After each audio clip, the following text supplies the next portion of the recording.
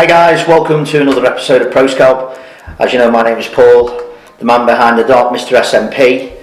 Hope you're well. It's the weekend. We always look forward to the weekend. Day of rest Sunday. And today's video is titled, obviously, Looking for a New Supercar. So my history goes back to the fact that I've always been a big car lover. My dad, from many moons ago, when I was a young boy, bought hot hatches. He bought Golf GTIs 16 valves, Astra GTEs, XR3Is, going back even further. His last one was, I think it was like a Volkswagen Corrado 16 valve. So I was always brought up, when my father was sort of driving me to school and stuff, in hot hatches, and out of all my friends and at school, my dad always had the fastest car, and my mates used to love going out. My dad would go really fast up the road and come back down, and it was just amazing, And I think from then I was probably bitten by this bug of cars. I know for the years I watched my dad get into sort of modifying them a little bit. So, like putting exhausts on, suspension, air filters, induction filters, and bigger wheels, and you name it, he was doing it, and that was his little hobby. He worked hard, he put the hours in. My mum never went for it without anything, and neither did we as kids, And I think I just was bitten straight away. As soon as I was 17, I wanted to drive, passed my driving test, first time, no advisories. And that was me. Straight away I was out. I'd saved all my money, I was out, and the first car I ever bought was a Vauxhall Nova SR. I was 17, I'd saved up £3,000. I bought the car and the insurance was £2,000, and you got to bear in mind this was only like a 1.4, I think. But anyway, big exhaust, wheels. Anyway, unfortunately, one night I was travelling back from back then my girlfriends at the time, and some guy pulled out on me drink driving, totally demolished the car. I was in hospital, 6 months off work. Anyway, it went through court, blah blah blah. To cut a long story short, I got this huge payout, and it put me in the mindset. I went and bought what I considered back then, and this is going back many moons, and I was sort of 18, 19, I bought myself a Ford Escort RS Turbo Mark II, H-Reg. I paid £6,000 for it, black one. It was absolutely immaculate, low mileage, and that was it. I was there. I was bitten by the bug of fast cars, and from that day on, I bought hot hatches and hot saloons and fast saloons, etc. Going through all things like, me same as my dad, GTE Astras, Golfs, Civic Type Rs, AMG Mercedes, M5s, M3s, you name it, all the way up. And then eventually, when I started out in property and was starting to make money, started buying bigger cars. Then started getting into Porsches, 911s, which I've always got a place close to my heart. Porsche as a brand.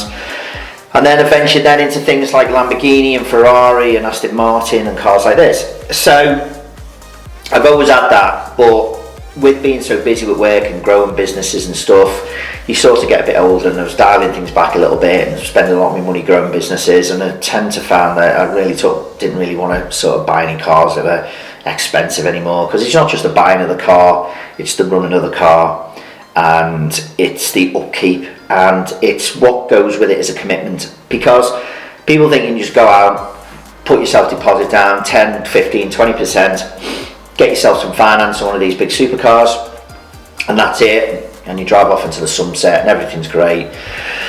But it's not the case, unfortunately, because there's so many factors you need to take into consideration. Is when you're buying a car at that level, and I'm looking to the title of the video is I'm looking to do it now. There's a lot to be considered. It's not a snap decision. It's not going out and buying something that's a fraction of the price, where you might yum and ah, but you might buy, but it's not going to break the bank if you don't like it, or you're not really keen on what it was at the end.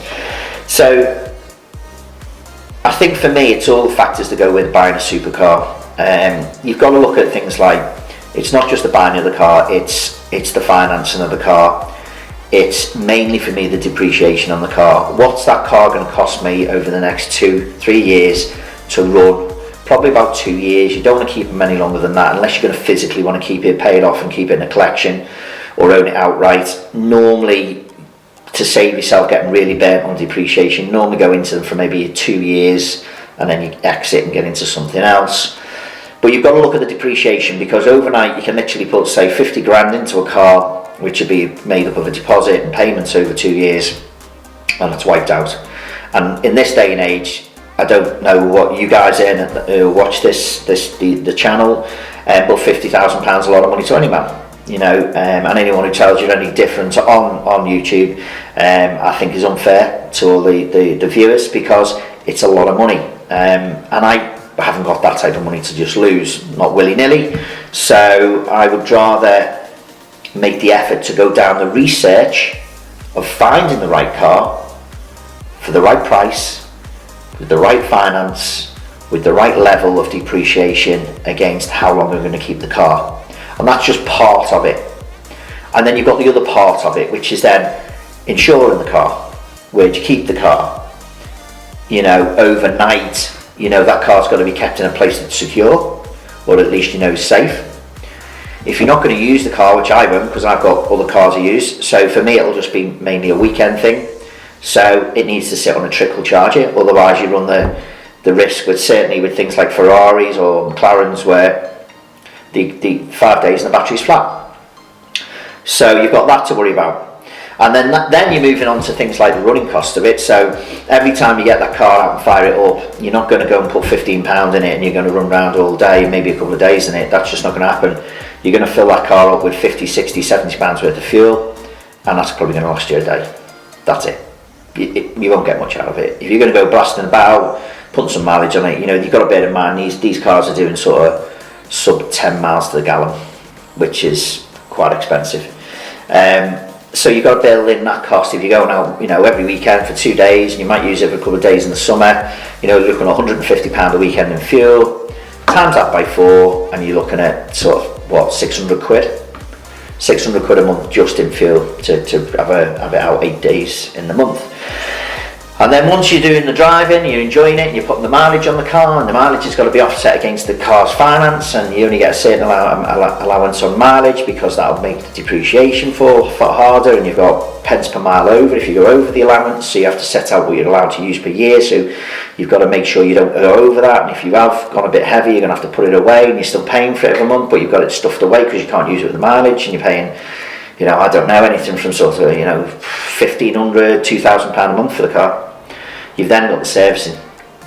Now, there's a caveat with the servicing, and I'll get into it when we discuss which cars I'm looking at, but you've got some manufacturers out there, for example Ferrari, that if you buy a modern day Ferrari now, you get a free servicing package with them for I think it's 4 years or something like this. Maybe even, it might even be a little bit longer, but I know you do get a free servicing package with new or modern Ferraris. McLaren, no servicing costs. Lamborghini, servicing costs, fortune. So Lamborghinis are not cheap to run. The servicing's astronomical, the parts are astronomical, and just generally everything to do with running a Lamborghini is very expensive. So there's different factors that I'm taking into consideration now on this, you know, on the weekend. It's a Sunday morning, to be honest. You forget what day it is sometimes, so you're in lockdown. Someone phoned this morning and said, "It's great in here, Friday." I was like, it's definitely not Friday. It's definitely Sunday. You need to check your calendar, man, you know. So, yeah, I think for me there's a lot to take into consideration. So this process is going to take me a while before I literally sit down and commit and put pen to paper and pay money and pick the car. And probably throughout the process of that, I'm going to take you guys along with me anyway. So this is just a first initial video to let you know what it is I'm looking to do. I'll be honest with you, I've just bought a number plate for it. I do put, you know, personalised registrations on all my cars. I've just bought a new licence plate for it, a new personalised registration. So that's just arrived. I'm excited about that. That was quite expensive. It's the most expensive one I've bought so far. So that's arrived, but that's been it's come a little bit premature maybe, but I've seen it, it's very relative to me, the actual registration, and I didn't want it to lose it or anyone else to buy it, so I just went ahead and bought it. So I bought that, that's arrived, that's on retention, that's ready to go.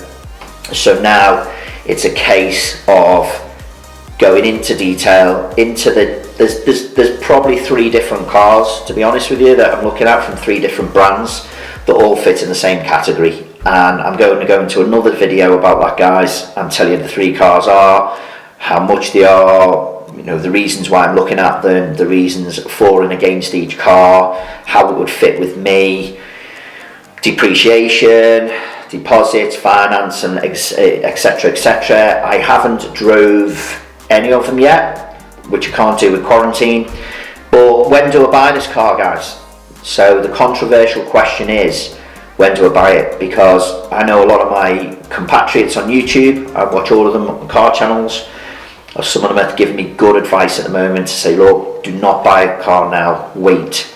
The supercar market is about to take a massive hit, like most of the luxury goods market, and you're probably going to find that over the next 6 to 12 months, they're going to really hit a big low, and it might be the perfect time for me to get into the market then and buy one. So it gives me a good period of time now, whenever lockdown finishes, I don't know. So when lockdown finishes, to this depreciation, this heaviest part of the depreciation of the actual supercar market hitting, I've got that time to go out, speak to the 3 different manufacturers, drive the 3 different cars, bring you guys along for the experience, and then I can sit down and make an informative decision based on what I know, based on the market at that time, and based on them current sort of models are in them brands, where the market is for them financially and how it's going to work with my life.